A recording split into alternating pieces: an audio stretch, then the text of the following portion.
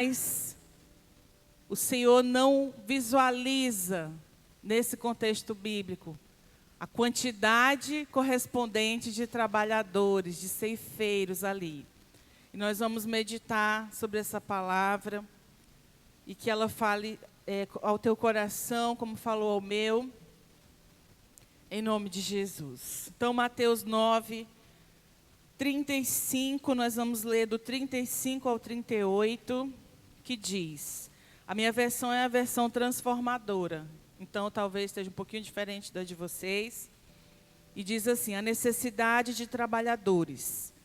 Jesus andava por todas as cidades e todos os povoados da região, ensinando nas sinagogas, anunciando as boas novas do reino e curando todo tipo de enfermidade e doença.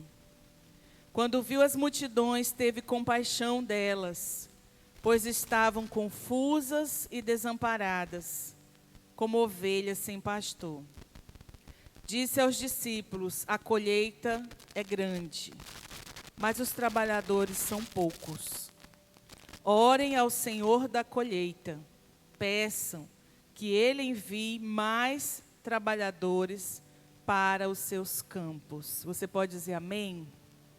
Coloca a mão sobre o teu coração, fecha os teus olhos, clama ao Espírito Santo que fale ao profundo do teu coração. Sim, meu Deus, doce Espírito Santo, nós te pedimos nesse momento que o nosso coração, ele seja como uma terra fértil, que a semente da tua palavra lançada em nossas vidas, ela dê fruto, Senhor, fruto que permaneça, fruto abundante, que nós possamos ser transformados através da tua palavra, que tudo que for ministrado aqui da parte do Senhor, venha de encontro ao que nós precisamos para ser tratados por ti, podados, moldados, quebrados, e que nós possamos ouvir a tua voz com atenção, que nossos ouvidos estejam ativados para ouvir a voz do Senhor, e que nós possamos sair daqui edificados e colocando essa palavra em prática, que é o mais importante na tua presença. Amém. Glória a Deus. Posso ouvir um glória a Deus? Amém. Irmãos, então aqui nós vemos Jesus falando, né, sobre essa seara, sobre essa colheita, mas ele também fala que a colheita é grande, a seara, essa palavra quer dizer colheita, mas não existem os trabalhadores suficientes, correspondentes ao tanto que é essa colheita. Mas se você for ler, né, nós começamos um pouquinho antes, Jesus falando que, a palavra falando que Jesus, ele se encontrava com as pessoas e ele se compadecia delas. Ele olhava as pessoas e ele contemplava as suas necessidades. Ele olhava as pessoas e curava as suas enfermidades e doenças. Então Jesus, ele tinha esse coração assim, ele não conseguia olhar, como até hoje ele não consegue olhar para alguém e não se compadecer, não se colocar no lugar daquela pessoa, com o mesmo sentimento. Então ali, nós vemos que esse é o contexto, um contexto de compaixão, um contexto de que não existe lugar para o egoísmo no meu coração. Eu venho aos cultos, eu ouço a palavra, eu sou edificado, eu sou ministrado, eu recebo da parte do Senhor, e só. Eu contemplo aquilo, mas eu fico só para mim. Eu guardo só para mim. E ali, eu não cumpro parte do chamado do Senhor para nós, que é falar desse amor. Falar que Jesus cura, Jesus liberta. Há um remédio para essas pessoas. Há um caminho, há uma resposta, há uma salvação, há uma esperança. Então, quando eu sou esse crente, principalmente crente velho, que eu tenho essa vida de receber de Deus, e não compartilhar, não dividir com quem o Senhor coloca no meu caminho. Uma pergunta precisa ser feita. Eu nasci de novo, realmente? Ou eu sou uma pessoa religiosa? Rotina de igreja? Crente de banco? Ou eu sou um cristão, que significa mini Cristo, na minha vida lá, diária, quando eu saio daquela porta? A gente precisa se perguntar, revisar, reavaliar, constantemente, como está o nosso coração. Até que ponto o meu eu está dominando sobre essa questão? Se eu não me importo de ver pessoas condenadas ao inferno, que se ela morrer hoje, aquela pessoa vai ao inferno, e isso não me causa nenhum desconforto, nenhum incômodo, nenhum tipo de compaixão. Eu vejo a pessoa na sarjeta, no fundo do poço, se debruçando sobre o pecado, se afundando cada vez mais, naquela lama da areia movediça. Ela não consegue sair, espiritualmente falando. E eu não sinto nada, eu não me compadeço. Algo errado está em mim, na minha vida. Eu preciso me reavaliar. E o significado de seara é isso, uma plantação pronta a ser colhida.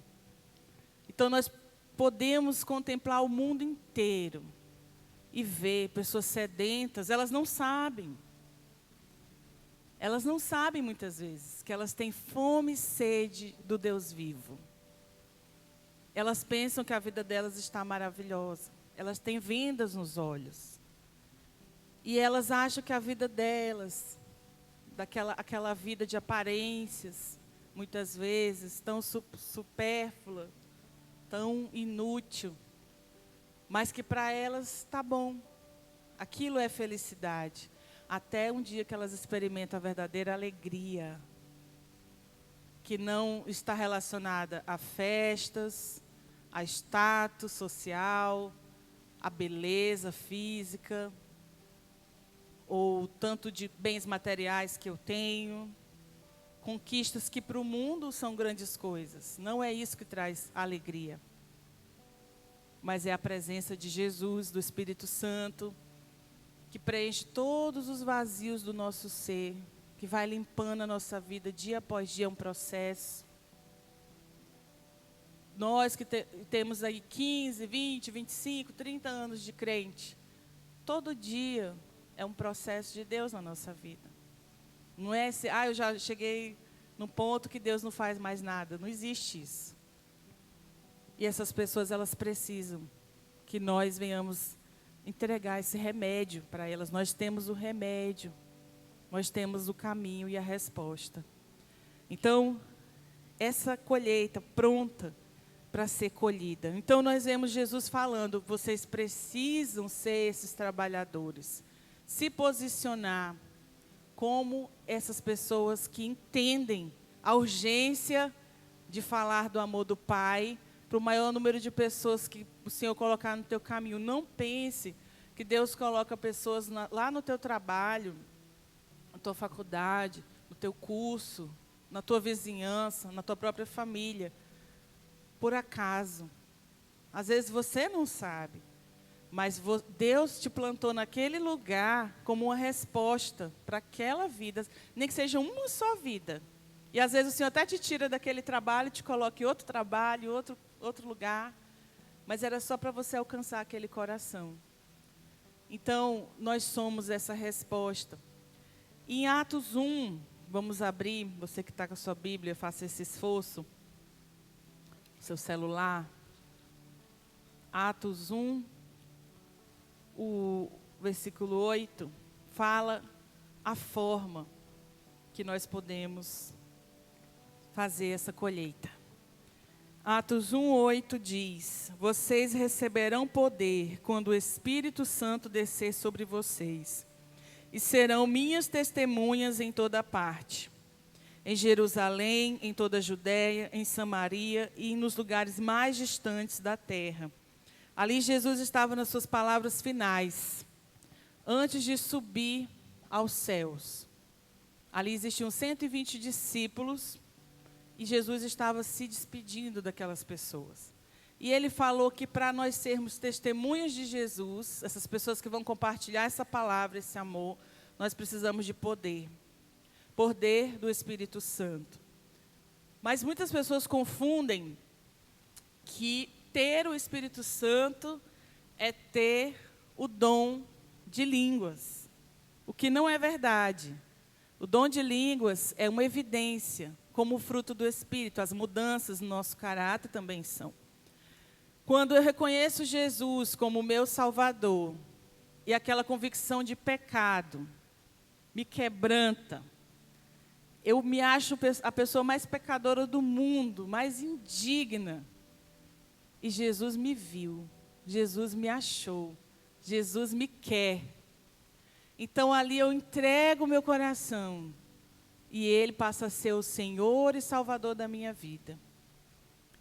Nesse momento eu recebo o Espírito Santo de Deus. Ele passa a habitar em mim, porque Ele vai me guiar na nova natureza espiritual. Eu tinha uma natureza carnal apenas, e eu passo, é inaugurado na minha vida uma natureza espiritual. Que quem vai me guiar nela, que eu não conheço nada dela? O Espírito Santo de Deus que habita em mim.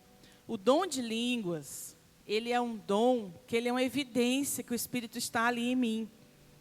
Porém, ele não é o sinal inicial de que eu tenho o Espírito Santo. Então, muitas pessoas podem colocar, mas eu não falo em línguas, eu não posso ser usado por Deus. Você pode ser, você deve ser usado por Deus. Agora, você vai buscar com diligência, com esforço, com dedicação, o dom de línguas. Porque o dom de línguas, ele edifica a sua vida espiritual. Ele abre portas no mundo espiritual, de visão, de audição, de uma intercessão que você vai conhecer através do Espírito. Então, é muito importante ter o dom de línguas. Mas ele não é o ponto aqui. Mas quando eu entrego minha vida, eu passo a ser uma testemunha. Eu passo a estar apto já a evangelizar, a falar de Deus, a dar testemunho calado. Porque muitas vezes o Senhor vai nos usar com as nossas atitudes, as pessoas estão nos vendo. Como é a nossa postura, como é o nosso jeito de falar, qual é a diferença da nossa vida ali nos contextos que o Senhor nos coloca. Então, eu posso já, no momento que eu aceito Jesus, eu já estou capacitado pelo Espírito para anunciar as boas novas da salvação. Claro que você vai buscar na palavra, você não vai despreparado, você não vai falar do que você não conhece. Então, quando nós nos convertemos, nós parecemos uns desesperados. A gente quer ler a Bíblia rápido. Eu não sei se com vocês foi assim. Você quer se alimentar daquilo, aprender a absorver tudo rapidamente. Quer fazer curso daquilo, curso disso. Porque você sente a urgência do Senhor em te usar. E você quer aprender, quer aprender. Tem isso, eu vou fazer. Tem aquilo, eu vou fazer, porque eu preciso aprender para ser usada por Deus. E ali o Senhor nos diz o como fazer essa colheita. Jesus fala em Jerusalém, em toda a Judéia e Samaria, e nos lugares mais distantes da terra. Às vezes nós pensamos nesses campos brancos, prontos para a colheita. Pensamos logo assim naqueles missionários que vão para a África, que descem ali aos ribeirinhos, vão nesses lugares assim bem longe. E não nos colocamos nessa posição de missionários. Todos somos missionários. Todos temos uma missão, que é falar de Jesus para as pessoas que o Senhor colocar no nosso caminho. E ali, o Senhor nos fala, nos dá o passo a passo. Como eu vou colher? Aonde eu vou colher? Em Jerusalém. Jerusalém era o lugar onde os discípulos estavam. Então, fala sobre um lugar familiar, um lugar próximo da minha realidade. E para mim, a nossa Jerusalém é a nossa casa, é o nosso lar. Então, na minha própria casa eu posso evangelizar.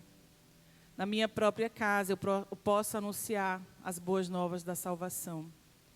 Na minha própria casa eu posso levantar um altar de adoração ao Senhor diariamente, para que o nome do Senhor seja glorificado.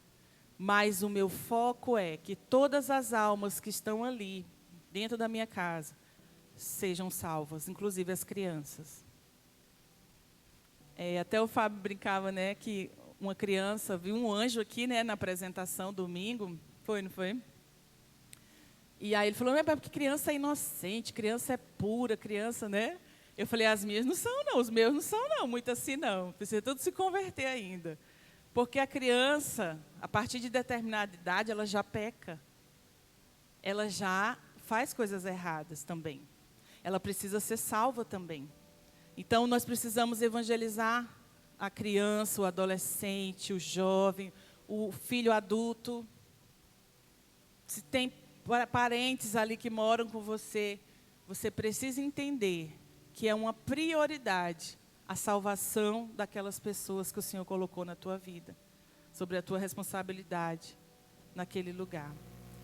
Judéia e Samaria, nós poderíamos entender que é uma região próxima de Jerusalém, aos arredores, né?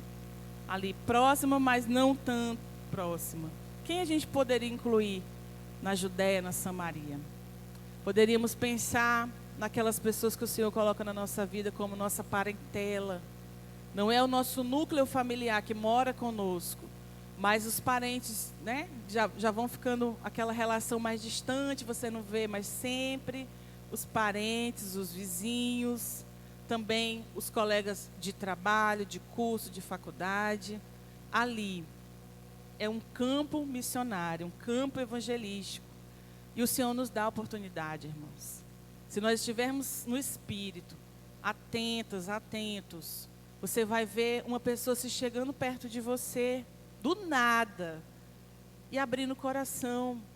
Ali o Senhor está te dando uma oportunidade para falar do amor dEle.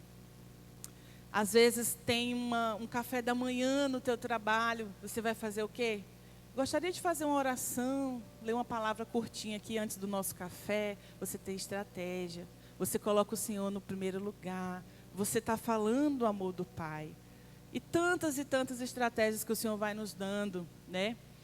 Eu lembro que a minha mãe, quando nós tínhamos muitos parentes ainda que não tinham se convertido ao Senhor, hoje, graças a Deus, a maioria já é, mas o pessoal falava, né, que o Natal era uma festa pagã, né? Antigamente tinha muito isso forte, né? Que não deveria ser comemorada, tinha muito isso lá nos anos, né, 2000, pertinho ali. E a minha mãe, ela não via dessa forma, ela via o Natal como uma oportunidade de fazer uma oração, de dar uma palavra. Ela sempre foi muito insistente. Depois começou também um culto, Pablo lembra disso, né? Um culto que tinha, né, uma oração que eles tinham fiel toda semana. Então ali o Senhor vai dando estratégia para a sua vida, dentro da sua realidade. Como que você pode anunciar Jesus nesses lugares que o Senhor te planta? Você não está nesse trabalho porque é uma coincidência, porque você conseguiu com o seu mérito, com o seu currículo, passou num concurso, um conhecido te colocou ali. Não é. Foi Deus que te colocou ali. Foi Deus que te levantou naquele lugar. E colocou aquelas pessoas próximas a você, porque você tem o remédio. Você tem a resposta. Você tem o antídoto, né? Lembra dos filmes? O antídoto é aquilo que salva, né, do veneno. Você tem. Tudo que você precisa é dizer sim ao Senhor, porque Ele vai te capacitar. E os confins da terra? Muitos de nós, irmãos, nunca vamos tocar outros países, outras nações. Muitas vezes, os confins da terra para nós vai ser a nossa célula, bairros que não é o bairro da nossa casa, o Senhor nos coloca em um território diferente. E ali eu vou levar a luz de Jesus, eu vou levar a luz de Cristo. Alguns de nós vão sim ter oportunidades de ser levados, ou já foram até em outros municípios, em outros estados, em outros países. Mas, se eu não conseguir entender que Jerusalém é o primeiro lugar, a minha casa, alinhada, salva, todos salvos ali. Não é convencidos, é convertidos ao Senhor. E o lugar, simples lugares que o Senhor me planta no meu dia a dia, eu talvez nunca chegue aos confins da terra, porque eu preciso ser fiel aqui em Jerusalém. Eu preciso ser fiel nesses lugares que o Senhor me coloca. E eu me lembro muito de Davi, como Davi, ele cuidava com muito zelo daquelas pequenas ovelhas. Nós vemos no contexto, quando você vai se aprofundar, você vê que Davi foi até esquecido pelo seu pai, porque ele estava cuidando das ovelhas. Não era algo assim chamativo, não era um status cuidar de ovelhas, ele era um pastor de ovelhas.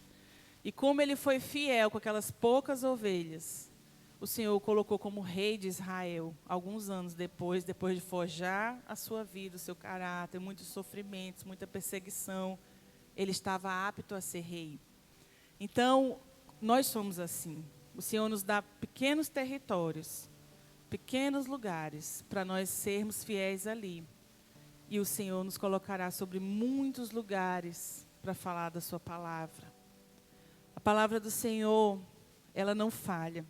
E quando eu entendo o chamado como uma missão, esse chamado de ir a esses campos brancos, de fazer essa colheita, ser esse ceifeiro, eu entendo como uma missão da parte de Deus, e não como algo que eu posso escolher. É opção, opcional, não. Você, quando vem para Deus, vem em anexo várias coisas. E dentre elas o chamado. Ele não é opcional. Por isso que eu falo, se você não tem o mínimo interesse, eu não estou falando das pessoas tímidas, que têm dificuldade de se aproximar de outras pessoas, de abordar. Eu estou falando de você que não tem o mínimo interesse de compartilhar o amor de Deus nos ambientes que o Senhor tem te colocado. Revise a sua vida espiritual. Porque tem algo errado. Não é normal alguém que nasceu de novo não sentir o ímpeto, o desejo de compartilhar a palavra de Deus. Revise a sua vida. E eu quero falar com os irmãos sobre mentiras de Satanás e verdades bíblicas relacionadas a isso. Muitas vezes a pessoa fala, eu tenho vergonha de falar de Jesus, porque eu sou tímido. Eu sou tímida, eu não tenho facilidade para falar. E a timidez, ela, além de ela estar lá no rol de Apocalipse 22, quando fala quem não vai entrar no reino dos céus, e vocês lembram, os meus irmãos que já estudaram sobre isso, que os tímidos não entrarão no reino dos céus. Nós entendemos que é uma coisa que pode ser transformada. A timidez, ela é um sentimento que ela vem devido a uma incapacidade. Então, ali, quando eu sou tímido, eu estou falando, a legenda é, não tenho fé que Deus pode me usar, que Deus pode me respaldar, que Deus pode ir à minha frente, que Deus pode colocar as palavras dEle, a unção dEle na minha vida. Então, a verdade é essa. Então, a timidez, ela fala sobre mim. Pense comigo, vamos pensar o que tivemos recentemente, uma dança. Uma irmã que vem dançar, não a Camila, né, gente? Estamos falando da pessoa comum. A pessoa vem dançar aqui no altar, ela tem muito desejo de adorar o Senhor. Mas ela começa a ficar muito nervosa, muito tímida, muito isso, muito aquilo. E, na verdade, ela está falando o quê? Sobre algo que é muito claro da gente entender. Por que eu fico com vergonha? Por que eu fico tímido? Por que eu digo não em muitas oportunidades que eu preciso pegar no microfone, preciso dar uma palavra numa célula, preciso fazer algo que eu vou me expor? Porque, na verdade, eu tenho medo do julgamento das pessoas. E se eu errar? O que vão pensar de mim? O que vão falar de mim? Vão rir de mim? Eu vou ficar no papel ridículo? Então, você está pensando no eu. Ou então, no outro, no outro. Então a relação fica aqui, né? De homem para homem. Mas quem me chamou foi Deus. Então, eu preciso entender que eu tenho que agradar o coração de Deus. Eu tenho que estar apta para Deus. Claro que eu vou dar o meu melhor, que eu vou buscar a minha excelência, eu vou entregar a minha excelência. Mas quando o medo vem, o nervosismo vem, a timidez vem, é porque eu estou pensando no que os homens, quando eu falo homens, eu falo pessoas, vão me julgar, vão me condenar, vão olhar para mim, para mim. Então, isso é errado. Isso é uma mentira de Satanás. Porque aquele que te diz, vem para essa colheita, ele é o mesmo Deus que coloca as palavras certas na tua boca, que te dá oportunidades. Em tempo oportuno, o Senhor vai te dar pessoas, ocasiões, estratégias para que você glorifique o nome dele. Outra mentira de Satanás, não sei pregar. Como é que eu vou falar de Deus se eu não sei pregar? Quando Jeremias fala, Deus fala, eu te separei desde o ventre da sua mãe e te coloquei como profeta às nações. Olha que chamado tremendo. Ele responde duas coisas. Não sei falar e sou só um menino. Eram realidades? Eram realidades. Eram verdades. Porém, quando ele fala isso, Deus encoraja. Vai, porque eu te mandei. E eu vou à tua frente, eu vou te respaldar. Eu vou te dar as palavras. E você sabe que Jeremias, quem já estudou esse profeta, ele foi um dos maiores profetas de todos os tempos, porque ele simplesmente encarnava a profecia. Ele encarnava. Ele não era como o profeta que a gente tem hoje do Pix, profeta do Pix, profeta que tem um carrão, que tem uma mansão, não, isso aí não é profeta. Ele era um profeta de verdade. Ele encarnava a profecia, a dor do coração de Deus sobre Israel adúltero. Ele era assim. E como Deus usou esse homem? Mas ele disse inicialmente, eu não sei falar e sou só um menino. Realmente, ele não sabia falar e ele era muito jovem. Podemos pensar aqui nos novos convertidos, de dizer assim, como que eu vou fazer isso se eu sou um novo convertido, um recém-convertido, um bebê espiritual? Mas aqui está a palavra para a sua vida. Vamos abrir? Em Jeremias 1, já é bem no começo mesmo do capítulo.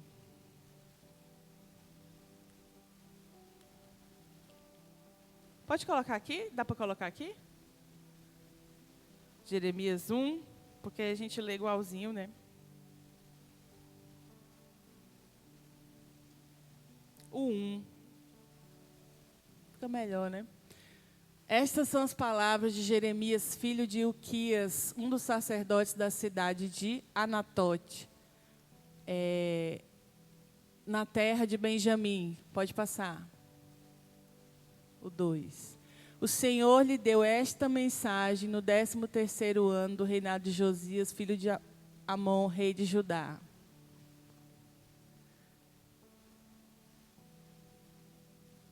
Não, acho que ficou... Acho que eu estou falando outra passagem, irmão. Só um momentinho que eu já acho aqui para vocês. Vai dando glória, vai dando glória.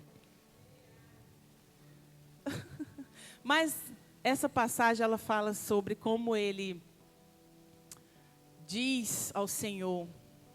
Ele diz ao Senhor que não sabe falar. E eu quero te encorajar, você pode realmente ter esse argumento na sua vida. Eu não sei falar, mas você pode estudar. Você pode se aprofundar na palavra do Senhor. Você pode sair daquele nível que as únicas palavras que você recebe é a que o seu líder dá, é o que o pastor dá no domingo. Para começar a buscar por você mesmo esse alimento sólido. Aí você passa de ser aquele crente 6 horas, né? Irmão, 6 horas por mim, né? Para ser um crente que se posiciona em oração, que tem livre acesso ao Pai. Porque o véu se rasgou, todos temos acesso. E buscar a palavra, e buscar o conhecimento, a profundidade da revelação da palavra. O jejum, a oração. Irmãos, todas as pessoas que se colocam na experiência de jejuar, eu tenho certeza que você não sai o mesmo de um jejum. Você é transformado, você é forjado ali. O jejum é algo assim que deixa a nossa carne muito enfraquecida e o espírito muito fortalecido. Então não diga que você não sabe pregar. Não diga que você é novo na fé demais, novo convertido demais, para ser usado por Deus. Porque Deus usa quem Ele quer. Igual a música, menino, homem ou mulher. A outra mentira de Satanás, não tenho paciência com as pessoas. Aqui nessa igreja não tem isso. Todo mundo é paciente, a começar da pastora. Não tenho paciência com essas pessoas. Muito difíceis, muito cheio de mimimi, muito não sei o quê, né? E ali é uma grande mentira de Satanás. Porque Deus, Pai, Ele é paciente, Ele é longânimo, uma paciência estendida sobre nós. Nós caímos, Ele nos levanta. Nós erramos, Ele nos perdoa. Nós achamos que está tudo acabado, não tem mais esperança. Ele nos dá uma promessa, Ele nos dá uma palavra. Ele nos enche de sonhos. Deus, Ele não desiste de nós. Apesar que nós somos as piores pessoas. Mas Ele é tão paciente, tão amoroso conosco, né? E por que nós não vamos ser com as pessoas? Então é um processo. E aqui eu quero abrir um parêntese. O parêntese para falar com os irmãos sobre essa parte da paciência com as vidas. Que eu acho que é um grande desafio para toda pessoa que vai lidar com vidas. E dou uma enfatizada aqui com os líderes de célula, pessoas que lidam, né, com pessoas, essa paciência que tem que vir de Deus, tem que ser um fruto, é a parte do fruto do Espírito, porque senão nós não conseguimos, né, nós não conseguimos cumprir esse chamado quando deparamos com pessoas difíceis. E os temperamentos, eles têm algo a nos ensinar, porque às vezes a gente pensa assim, nossa, mas é porque eu sou colérico, como eu sou, por exemplo, eu sou colérico. Eu sou colérico, então não tenho paciência, não. Para mimimi, para nada de coisa... Pessoas assim que não querem... como eu posso falar? Se firmar na presença do Senhor. E nós vemos que o apóstolo Paulo era colérico também. Bem colérico. E o apóstolo Paulo, lá no início do seu ministério com Barnabé, eles tinham, né, um discípulo chamado Marcos. E Marcos atrasava, aos olhos de Paulo, Marcos atrasava ali a obra, pelo jeito dele. E aí Barnabé diz, não, mas eu quero que Marcos vá conosco, ele vai ser útil. E Paulo diz, então vamos nos apartar, porque eu não quero ir com Marcos. E ali a grande dupla, Paulo e Barnabé se apartam, porque Paulo não tinha paciência com Marcos, lá no começo do ministério. E aí nós vemos um Paulo sendo aperfeiçoado no Senhor com o passar dos anos, sofrendo, lidando com todo tipo de situações. E no final da vida de Paulo, Paulo diz, eu quero que me tragam Marcos, porque ele vai me ser útil agora. Ele já tinha a paciência que ele não tinha no começo. Então, todo temperamento, você nasceu com ele. Ele não some no estalar de dedos. Ele não desaparece com o novo nascimento. Mas ele tem que ser usado como um aliado nosso. Porque o temperamento, vamos dar o exemplo do colérico, ele tem muitas coisas boas. E é isso que eu tenho que me apegar, para eu poder ser usada por Deus. E esse temperamento ser um aliado, como foi na vida de Paulo. O sanguíneo ele tem uma característica, que no caso aqui, o exemplo é o apóstolo Pedro. Pedro era aquele homem muito impulsivo. Você vê que quando ele percebe que não era um fantasma no mar, ele diz: Jesus, se for tu mesmo, faça com que eu ande sobre as águas. E ele anda. Ele era assim. Quando o soldado prende Jesus, ele corta a orelha do soldado. Ele era impulsivo. Quando Jesus fala, eu vou precisar sofrer e ser morto e passar por tudo aquilo, e Pedro fala: Jesus, tem pena de ti mesmo. E Jesus fala o que para ele? Arreda, Satanás, porque você não cogita das coisas de Deus. Então ele estava endemoniado. Pedro era um sanguíneo, ele tinha arranque. Aquela pessoa que eu quero célula, aí passa 3 semanas, vê as provas, não quero mais não. Quero mais não, isso dá muito trabalho, esse povo é muito difícil. E assim é uma pessoa sanguínea. Ela começa as coisas e não termina. Mas nós vemos que esse mesmo Pedro, que era impulsivo, que era violento, que arrancou a orelha de uma pessoa, é o mesmo Pedro que nas suas cartas fala para nós mulheres que as nossas vestimentas deveriam ser um espírito dócil e tranquilo. Então, Pedro completamente convertido, com um caráter, um temperamento submetido ao Espírito Santo, é um Pedro ousado, que ganha muitas vidas para o Senhor. Nós vemos o melancólico Moisés, um líder de excelência, porém, leva muitas coisas para o seu coração. Fica sentido com as traições, fica sentido com os abandonos dos discípulos, fica sentido porque não é honrado como deve ser honrado, porque ele honra, mas ele não é honrado. Ele leva para o coração as coisas. E ali ele sofre, ele chora, ele sente muito intensamente as coisas. O melancólico é assim. Mas esse mesmo melancólico, que ele fica sentido com algumas coisas, ele é o mesmo Moisés, que quando Deus diz: eu vou destruir todo mundo, e só vai sobrar você, Moisés. O que ele faz? Intercede: não, Senhor, não faz isso. Preserva o povo, perdoa de novo. Então, nós vemos que os temperamentos nossos podem ser usados para glorificar o Senhor nessa missão de ganhar vidas. E o fleumático, que é o meu esposo. É, amor, o fleumático? O fleumático nós temos ali em Gideão. Ainda bem que é colérico e fleumático, aí dá certinho. 2 coléricos, a casa pegava fogo, né? E ali, em Gideão, o que vocês lembram de Gideão? Gideão, Deus fala com ele, mas ele pede um monte de confirmação para ver se era aquilo mesmo que Deus estava falando. Porque no Gideão falta o quê? A fé, para crer, para ser ousado, para se lançar, muitas vezes inseguro, não é?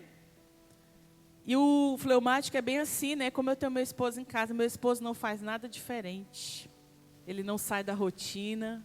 É a coisa mais difícil, né, amor? Ele comer um negócio que ele não conhece, ele ir para um lugar que ele nunca foi, porque eles são assim, sistemáticos, né?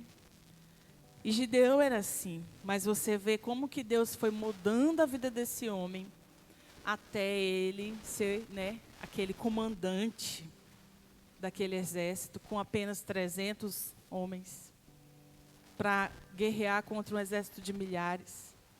Então ali veio ousadia, veio fé, veio coragem.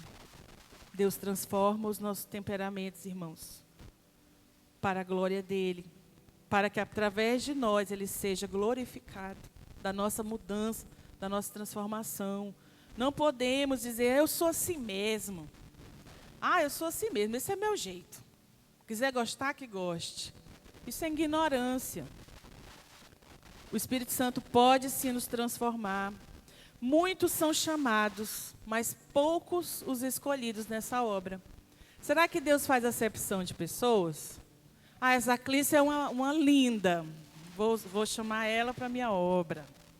A Dani fala muito bem, muito eloquente, oradora de excelência. Essa serve para mim. Será que Deus faz assim? Porque se fosse assim, a gente estava frito, né, irmãos?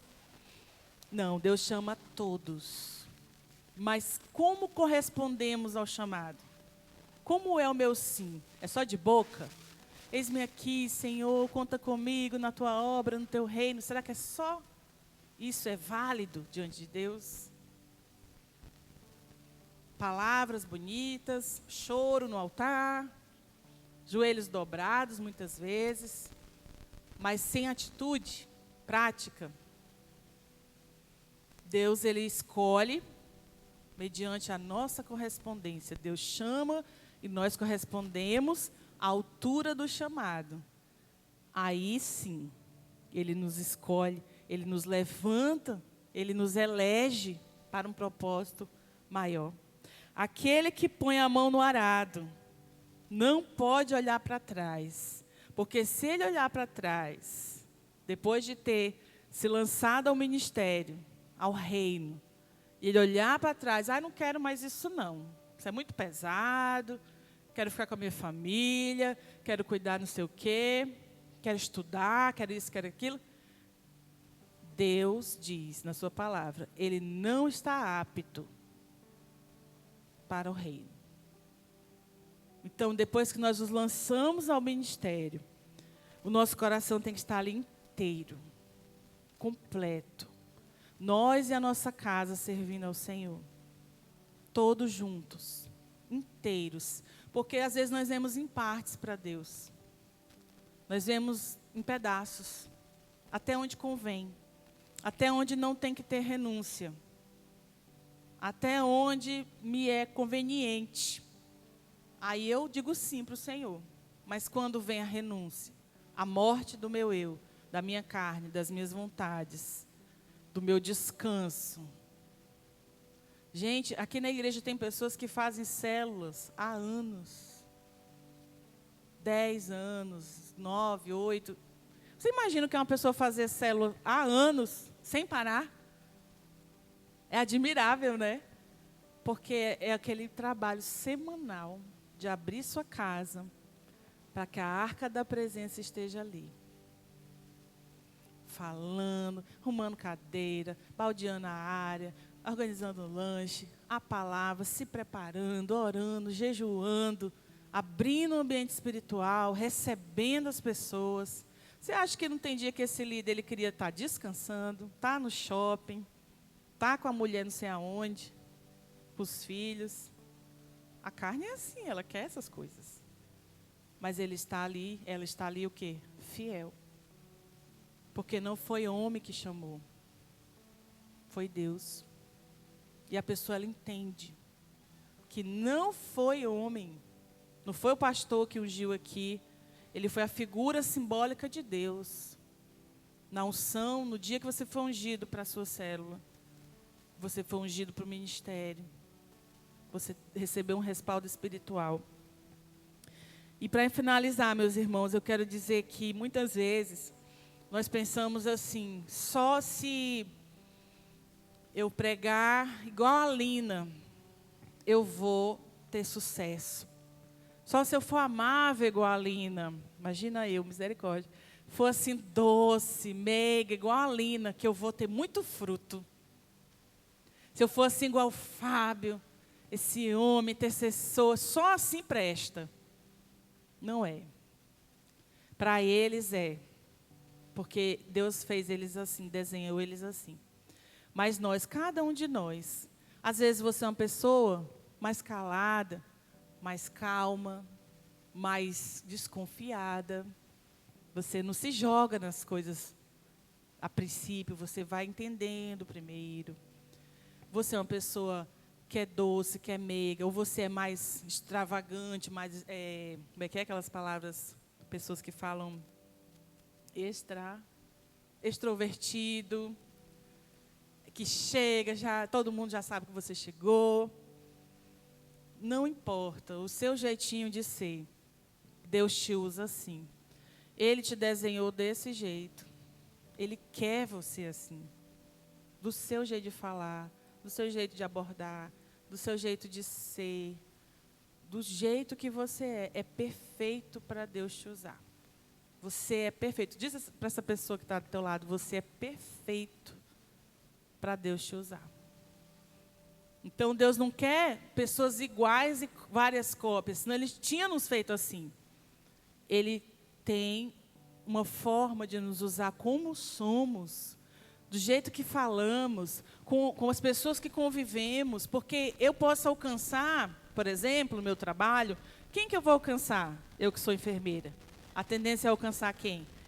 As pessoas da saúde que trabalham comigo, que tem esse nicho profissional de saúde, não é isso? Mas você tem outras profissões, você tem outros campos que o Senhor te dá, que eu nunca vou alcançar, talvez. Mas o Senhor tem um propósito para cada um de nós. Então, Deus quer nos usar como somos, do nosso jeitinho. Não precisamos achar que só fulano ou cicrano pode ser usado por Deus. Só se falar alto, só se gritar. Não. Do jeito que somos, Deus nos dá as oportunidades e nos usa na sua perfeição. Amém? Vamos orar sobre isso? Vamos orar sobre entender que a seara é grande e nós somos essa resposta. Nós somos esses trabalhadores que dizem sim, me usa, Senhor. Me usa, Pai, do meu jeito, nos lugares que eu estou, na minha Jerusalém, que é dentro da minha casa. Usa-me, Espírito Santo. Fecha os teus olhos, vamos tirar esse tempo de oração. De como Deus é lindo.